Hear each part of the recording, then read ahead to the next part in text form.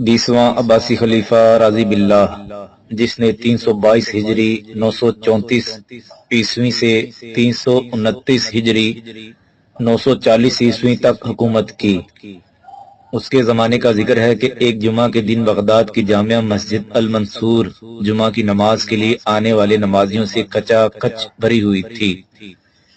نماز کے بعد امام صاحب نے دعا کے لیے ہاتھ اٹھائے ہی تھے کہ مسجد کی سب سے پہلی سب سے دردناک آواز آئی، لوگوں میری طرف دیکھو، میں اندھا اور محتاج ہوں، زمانے کی گردش اور اپنے عملوں کی سزا کی جیتی جاگتی تصویر ہوں، میرے حال پہ رحم کرو اور میں نے اپنے زمانے میں جو ظلم کیے ان کو معاف کر دو، تم مجھے خوب جانتے ہو، میں کبھی تمہارا خلیفہ تھا جسے قدرت کے انتقام اور زمانے کے چکر نے بھیک مانگنے پر مجبور کر دیا ہے۔ نمازیوں نے پلٹ کر اس اندھے بیکاری کو دیکھا تو اللہ تعالیٰ کے خوف اور حیرت سے ان کی چیخیں نکل گئیں۔ چند سال پہلے یہ ان کا خلیفہ تھا، وہ 16ویں عباسی خلیفہ معتضد باللہ کا بیٹا محمد تھا، جس نے قہر باللہ کے لقب سے شہرت پائی اور 320 ہجری 932 عیسوی میں اپنے بھائی مقتدر باللہ 18ویں عباسی خلیفہ کو قتل کر کے خود 19واں عباسی خلیفہ بن بیٹھا تھا۔ وہ بڑا بد فطرت، لالچی اور ظالم شخص تھا۔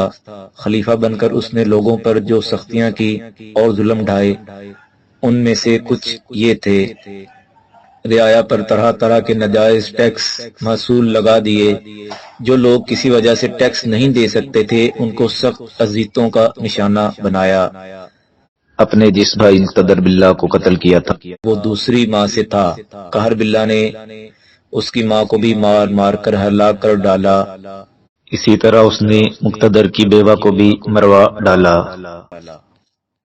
322 ہجری 934 عیسوی میں فوج کے چند افسروں نے اس کے مظالم سے تنگ آ کر بغاوت کر دی۔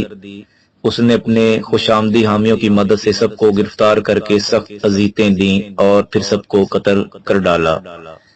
اس نے اپنے کئی مخالفوں کو یا تو دیواروں میں زندہ چنوا دیا، ان کو کنویں میں پھینک کر انہیں بند کر دیا۔ قہر باللہ کے ایک وزیر اعلیٰ نے ایک دفعہ اس کو لوگوں پر ظلم ڈھانے سے منع کیا تو اس نے علی کو بھی گرفتار کر کے سزا دینے کا ارادہ کیا۔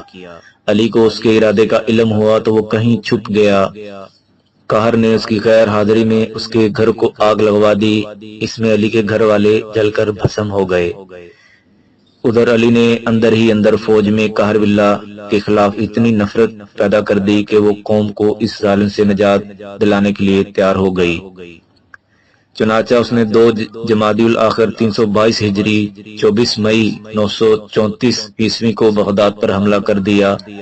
قہر باللہ اور اس کے ساتھیوں نے کچھ دیر مقابلہ کیا لیکن جلد ہی ہتھیار ڈالنے پر مجبور ہو گئے۔